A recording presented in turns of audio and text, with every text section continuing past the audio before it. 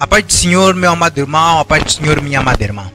A palavra do Senhor no livro de Provérbios, capítulo 3, no versículo 5, parte A, diz: confie no Senhor de todo o seu coração e não se apoie no seu próprio entendimento.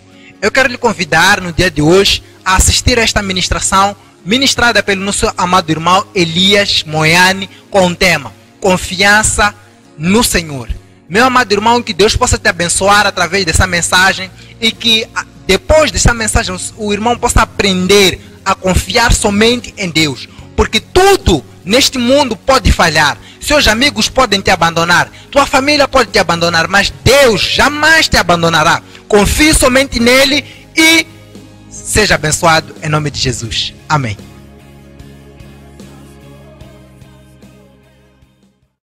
O coronavírus é uma realidade. Fique em casa e salve vidas. Somente saia em casa em caso de extrema necessidade. Manter sempre a distância de segurança de 1,5 metro. Lavar as mãos frequentemente com água e sabão ou com cinza.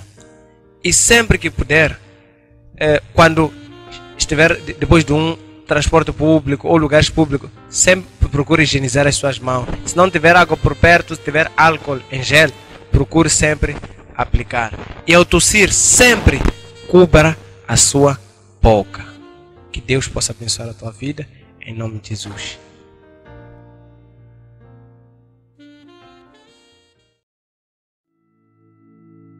Graça e paz de Deus e de Jesus Cristo, nosso Salvador. Quero saudar a todos que me acompanham, aqueles que me acompanham nas redes sociais, aqueles que assistem através de algum laptop, de algum telemóvel. Quero te convidar mesmo a poder prestar atenção neste tema, que quero crer que é um tema muito pertinente, especialmente pelo tempo em que nós estamos. E o tema que eu gostaria de partilhar na palavra do Senhor é o tema confiança em Deus, ou a necessidade de nós confiarmos em Deus. E iremos encontrar o texto base no Salmos 125, versículo 1. Assim diz a palavra do Senhor: os que confiam no Senhor serão como o Monte Sião, que não se abala, mas permanece para sempre. Esta é a palavra do Senhor. Encurva a tua cabeça, quero orar. Pai amado, Rei da Glória, Deus Todo-Poderoso, Autor e Consumador da nossa fé, aquele que era, aquele que é, aquele que há de vir. Pai amado, glorificamos teu santo e precioso nome.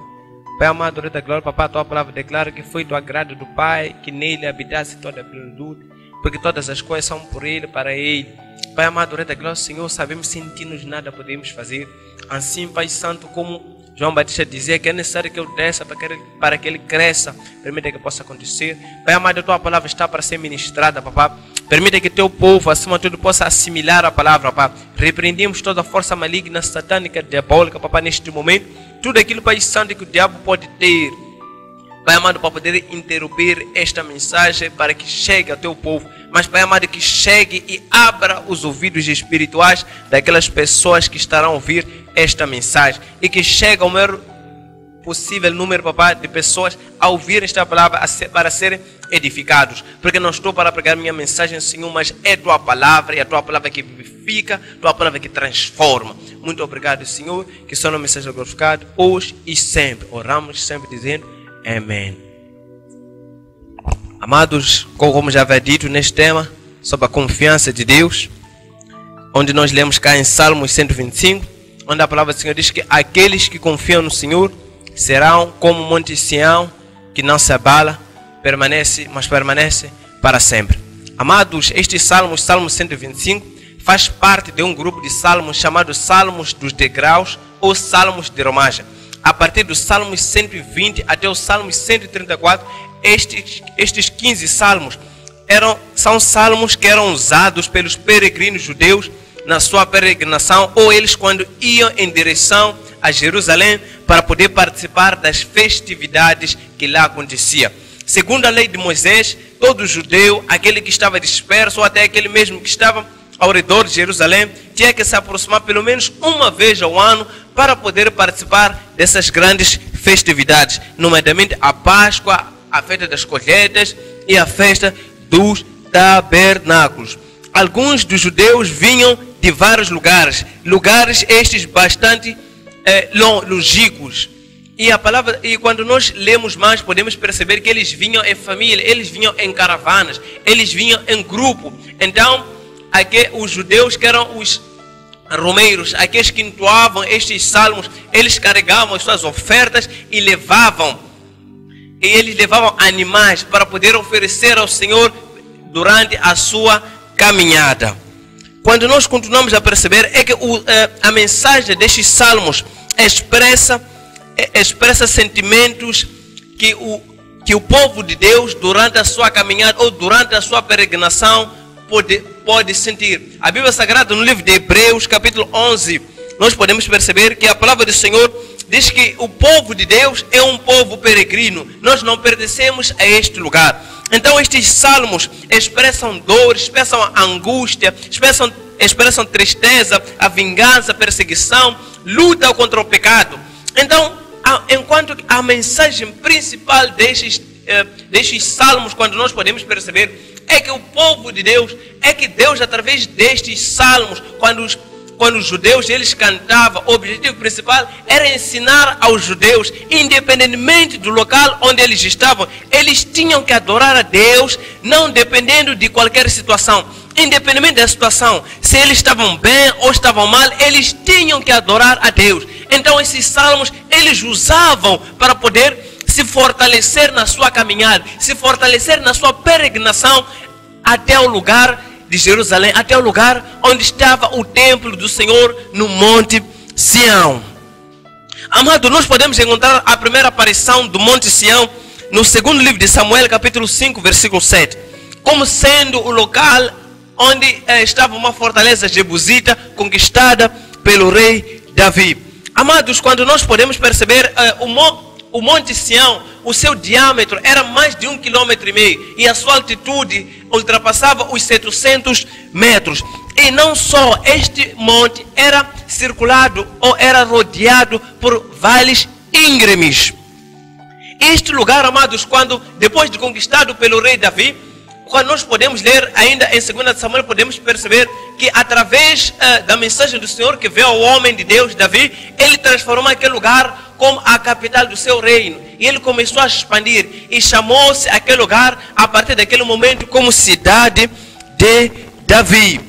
Amados, aquele lugar foi construído o templo do Senhor. Então naquele monte onde foi construído o templo do Senhor foi colocado no lugar mais alto. E este lugar era rodeado por um muro muito alto. Então o que podia permitir que, se o inimigo quisesse atacar aquele lugar, seria bastante difícil, porque eles já à distância podiam perceber a sua vinda. Então, amados, os judeus, quando eles entoavam especialmente estes salmos, dizendo que aqueles que confiam no Senhor serão como o Monte Sião que não se abala. Então eles olhavam para o Monte Sião, percebiam que o Monte Sião, já apareceram várias chuvas, já apareceram várias coisas, mas o Monte Sião permanece no mesmo lugar. Eles também olhavam para o Monte Sião e percebiam que o Monte Sião tinha vales íngremes, o que significava que, se o inimigo quisesse chegar até o lugar onde estava o templo do Senhor, como sendo a capital, eles primeiro tinham que descer. E porque eram vales íngremes, então havia bastante dificuldade de eles poderem descer e depois subir o monte. Então os judeus, olhando para esta dificuldade que o Monte Sião transportava em si, ou o Monte Sião tinha a dificuldade de ser abalado, então eles olhavam para aquele monte e diziam: aqueles que confiam no Senhor serão como este monte que não se abala. E como no Monte Sião estava o templo do Senhor, que representava a morada espiritual de Deus, aquele lugar eles viam que ali onde está a morada de Deus, ali não pode ser abalado. Então aqueles que confiam no Senhor também serão como este monte. Se eles tiverem, ou se eles forem a moradia do Senhor, eles jamais serão abalados. Aleluia. Amados, o Monte Sião já passou por várias chuvas torrenciais, já passou por vários terremotos, já passaram vendavais, mas mesmo assim o monte permanece no mesmo local. O mesmo acontece na tua e na minha vida. Vão aparecer adversidades, vão aparecer fraquezas, tribulações, muitas coisas com o objetivo de nos destruir, mas nós permaneceremos no mesmo lugar se nós confiarmos no Senhor. É como diz a palavra do Senhor no segundo livro de Coríntios, capítulo 4, versículo 8, que em tudo somos atribulados, mas não angustiados, perplexos, mas não desanimados, perseguidos, mas não desamparados, abatidos, mas jamais destruídos. Amados irmãos, o Senhor é a nossa rocha. É como diz em Isaías capítulo 26, versículo 4. A palavra do Senhor diz: confia no Senhor, somente no Senhor, porque o Senhor é a nossa rocha. Amados, o Senhor como sendo a nossa rocha, nós temos que nos firmar nele. Ele é um firme fundamento para a tua e a minha vida. A palavra do Senhor, quando nós lemos já no Novo Testamento, podemos perceber que a Bíblia Sagrada fala sobre Jesus, dizendo que Jesus, ele como sendo a pedra da esquina, aquela pedra que veio a ser a pedra principal, que eu e você temos que procurar edificar as nossas vidas nela. Temos que edificar as nossas vidas nessa rocha, que essa rocha é Deus, é uma rocha confiável. É o Senhor. Amados, quando nós começamos a perceber, quando nós começamos a ler este versículo, podemos perceber umas coisas. E uma das coisas que eu gostava de trazer, em primeiro lugar, nós definimos a palavra confiar. Confiança vem do latim confidentia, que significa acreditar plenamente ou acreditar com firmeza. Amado, quando nós lemos a palavra, ainda em Salmos, capítulo 27, versículo 4, podemos perceber que o salmista confiava tanto no Senhor que ele diz o seguinte: ainda que o exército me cercasse, eu não temeria. Ainda que se levantasse uma guerra contra mim, nele confiaria. Amado, perceba que a razão que leva o salmista a não temer o exército que lhe cerca, não é porque ele está preparado, não é porque ele tem grandes forças, não é porque ele tem bons carros, bons cavalos ou bom arsenal, mas é porque a confiança dele está no Senhor dos exércitos. É por isso que ele ainda continua dizendo que ainda que a guerra se levantasse contra mim, nele confiaria. Esta é a razão que leva o salmista a confiar. Mas perceba que eu e você, amado irmão, quando aparecem as tribulações, quando aparecem as dificuldades, quando aparece a angústia, quando aparece a dor, quando aparece a perseguição contra teu ministério, você começa a chorar, você começa a se preocupar, você fica desamparado, como se não tivesse um Deus que tudo pode. Eu e você precisamos confiar nesse Deus, que é o Criador de todas as coisas. Sejamos como esse salmista, que não olha a adversidade. O problema meu e teu é que nós quando a adversidade, quando os problemas, a angústia, a dor, o sofrimento vem, nós procuramos olhar para esses problemas, olhamos para a dor, olhamos para a angústia, enquanto nós temos que olhar para o Senhor. É como diz a palavra do Senhor no livro de Hebreus, diz que caminhemos olhando para o Senhor Jesus, autor e consumador da nossa fé. Amados, a palavra do Senhor diz que uma vez Jesus, ele foi orar, e os seus discípulos esperaram ele no barco. Então, depois de os discípulos esperaram ele no barco, a Bíblia Sagrada diz que o barco começou a se afastar de onde Jesus estava. Então, a Bíblia diz que quando já estava um bocadinho escuro, Jesus aparece andando sobre o mar. Então os discípulos ficaram perturbados, diziam entre eles: não, esse só pode ser um fantasma, será que é ele? Então Pedro teve a coragem de dizer para Jesus: Jesus, se és tu, diga-me que eu venha até aí. E a Bíblia Sagrada continua dizendo que o Senhor Jesus disse para Pedro: venha. E Pedro saiu, começou a andar sobre o mar, mas algo no meio aconteceu. A Bíblia continua dizendo que Pedro começou a olhar para o vento forte, e nesse momento ele começou a afundar. Aí está um grande segredo, irmão. Perceba que Pedro, quando ele recebe a palavra do Senhor, dizendo que saia, venha, ele começa a andar, porque a palavra do Senhor cria aquilo que fala. Então quando Pedro sai, ele começa a andar sobre o mar. Ele estava olhando para Jesus, estava com os olhos fitos em Jesus. Como é que ele começa já a afundar? Ele começa a afundar a partir do momento em que ele tira os olhos de Jesus. Ele começa a olhar para os ventos fortes. Ele percebe que não, esses ventos são fortes. Então a mente dele começa a trazer. Como é que você já está no mar? Então nesse momento ele faz o quê? Ele começa a afundar. Eu e você temos que olhar para Jesus. Não olhemos para a diversidade, o quão grande Ele é. Nós temos um Deus maior. Amados, é como nós vemos na palavra do Senhor quando a Bíblia fala sobre um servo chamado Eliseu. A Bíblia Sagrada diz que Eliseu estava com seu moço numa casa. E a Bíblia diz que um exército lhe cercou. Então o moço ou o ajudante de Eliseu, não entendendo as coisas de Deus, não confiando em Deus, ele começou a se preocupar. Ele olhava para a direita, olhava para a esquerda e olhava para o profeta do Senhor Eliseu. Dizia, mas ok, Eliseu, você é um profeta. Você não é alguém que entende das guerras. Nesse momento nós vamos morrer. E a Bíblia Sagrada diz que Eliseu não estava preocupado. E a razão que levava Eliseu não estar preocupado não é porque ele estava preparado, mas é porque ele confiava no seu Deus. E no tempo oportuno, no tempo certo, esse Deus os livrou. E como diz a palavra do Senhor, se Deus é por nós, quem será contra nós? Ninguém mais será contra nós, irmãos. Confia no Senhor. A segunda coisa que eu gostava de trazer é aquilo que impede de nós confiarmos em Deus. Quais são as coisas que nos impedem de nós confiarmos ou de depositarmos a nossa confiança em Deus? E a primeira coisa que eu aqui listei é a incredulidade. Não crer em Deus nem no seu poder. A Bíblia Sagrada nos mostra que aquela pessoa que pede alguma coisa a Deus, a Bíblia diz que aquele que pede alguma coisa a Deus, duvidando, não pense tal homem que alcançará alguma coisa de Deus. O teu e meu problema é de nós duvidarmos. É de nós duvidarmos quando nós pedimos a Deus. É de nós duvidarmos no poder de Deus. É de nós duvidarmos da existência de Deus. Isso impede a nossa confiança. Isso barra a nossa confiança para Deus, para com Deus. A segunda coisa que eu cá trouxe é a ignorância. Saber que Ele existe. Saber que Ele existe, mas não saber nada a respeito dEle. Amados, isso é uma coisa óbvia.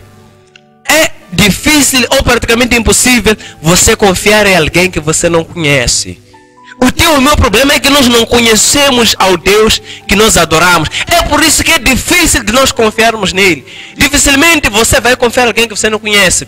Sabe, quando nós tendemos a dizer, confio no irmão fulano de X, confio na fulana de X, é porque eu conheço aquele irmão, para que eu possa confiar. É necessário que eu o conheça. Então, para que eu e você confiemos em Deus, temos que deixar a ignorância e buscar conhecer a Deus Todo-Poderoso. A terceira coisa que eu trouxe aqui é orgulho próprio. Confiar em si mesmo. Eu posso todas as coisas. Eu posso conseguir. Eu posso fazer. Isso impede. Porque a Bíblia Sagrada diz, maldito é aquela pessoa que confia no outro homem e que faz do braço mortal que faz do homem mortal o seu braço. Não confia no outro homem e não confia em você mesmo. Confia somente em Deus. Deposita a tua confiança em Deus. A quarta coisa, que eu trouxe aqui, que impede de nós confiarmos em Deus, é confiar nos ídolos, nas imagens, nos santos. Muitas são as pessoas que colocam nas suas casas imagens de alguns santos, imagens de animais. Isso impede a tua e a minha confiança em Deus. A outra coisa que eu trouxe aqui é não cultivar um relacionamento com Ele. Amados, quando nós não cultivamos um relacionamento com Deus, dificilmente podemos confiar nele. Porque através das experiências que eu e você teremos do relacionamento que nós temos para com Ele, isso é que nos gerará a possibilidade de nós cada vez mais confiarmos nele. Porque nesse momento teremos o quê? Um relacionamento com Ele. Irmãos, a razão que leva eu e você a confiarmos em Deus é que o nosso Deus, Ele é fiel. Ele é digno da nossa confiança. Como diz a palavra do Senhor no Salmos 33, versículo 4. Diz que a palavra do Senhor é verdadeira e é fiel, e Ele é fiel em tudo que Ele faz. O Senhor, amado irmão, é fiel em tudo naquilo que Ele faz. Então, temos que confiar nele. Agora, neste momento, a terceira coisa que eu gostava de trazer gostava de falar das pessoas que confiaram no Senhor. Gostava de trazer alguns exemplos de pessoas que depositaram a sua confiança em Deus. E por causa da sua confiança em Deus, tiveram um resultado. Amados, para que um milagre possa acontecer, quando nós lemos a palavra do Novo Testamento, algumas partes do Novo Testamento, principalmente nos Evangelhos, podemos perceber que os milagres, a maior parte dos milagres, aconteceu porque as pessoas confiaram em Jesus. Confiaram em Jesus. É como diz a palavra do Senhor em Hebreus 11, versículo 6. A Bíblia Sagrada diz que aqueles que se aproximam de Deus, em primeiro lugar, devem saber que Ele existe. E segundo, devem crer que Ele é o galardoador daqueles que o buscam. Eu e você temos que crer que Ele existe. Quando nós lemos, o primeiro exemplo que eu gostava de trazer cá de pessoas que confiaram em Deus é a mulher que tinha uma hemorragia constante. Quando nós lemos a palavra do Senhor, a Bíblia Sagrada diz que o Senhor Jesus, Ele, nas suas incursões, Ele pregando o Evangelho, curando os enfermos, uma mulher que sofria de fluxo de sangue, uma hemorragia constante, aproximou-se de Jesus. É porque a Bíblia Sagrada diz que ela dizia no seu coração que se tão somente eu tocar no Senhor, eu serei sarada. E a Bíblia Sagrada diz que ela procurou meios e ela tocou Jesus. Quando ela toca Jesus, Jesus diz para os seus discípulos, ele olha ao redor e depois diz para os seus discípulos: alguém tocou-me. E os discípulos olham para Jesus e dizem: mas Jesus, se alguém te tocou, porque muita gente está ao redor de ti. Jesus diz: não, é porque de mim saiu virtude. A Bíblia Sagrada diz que a mulher, passado algum tempo, ela se apresentou e disse: Senhor Jesus, eu é que te toquei. E quando ela diz isso, Jesus diz para ela: tem confiança, minha filha, porque a tua fé te salvou. Irmãos, porque salvou esta mulher é a fé dela, é porque ela confiou em Jesus. Ela colocou no seu coração que se tão somente eu tocar no Senhor, eu serei curada. Serei curada. As outras pessoas que confiaram no Senhor são os 2 cegos de Jericó, que podemos encontrar em Mateus 20, versículo 29. Eles gritavam: Jesus, filho de Davi, tem misericórdia de nós. Jesus, filho de Davi, tem misericórdia de nós. E a Bíblia Sagrada diz que o Senhor Jesus os curou, porque eles confiaram no Senhor. E o último exemplo que eu gostava de trazer, são vários exemplos que existem na Bíblia, mas eu escolhi estes.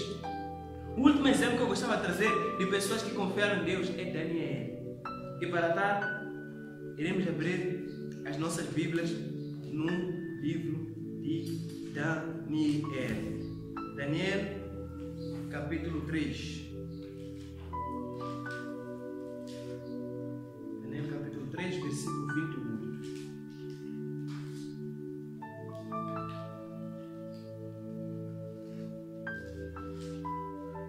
Daniel 3, versículo 28, assim diz a palavra. Falou Nabucodonosor e disse: bendito seja o Deus de Sadraque, Mesaque e Abednego, que enviou seu anjo e livrou os seus servos que confiaram nele, pois não quiseram cumprir a palavra do rei, preferindo entregar os seus corpos para que não servissem nem adorassem algum outro Deus, senão o seu Deus. Amados, quando nós lemos no livro de Daniel, capítulo 3, a partir do versículo 1, podemos perceber que o rei Nabucodonosor mandou fazer uma estátua de ouro. Essa mesma estátua foi colocada na província da Babilônia. E a Bíblia Sagrada diz que essa estátua, o rei Nabucodonosor mandou chamar todos os governadores, todos os juízes, todos os prefeitos, tesoureiros, oficiais, para que viessem à consagração dessa mesma estátua. E ele disse para todos do seu reino que no momento em que eles forem ouvir o som do pífaro, o som da harpa, o som do símbolo, da sambuca, e todas as gaitas de folhas, todas as pessoas deviam prostrar-se para adorar a estátua de ouro.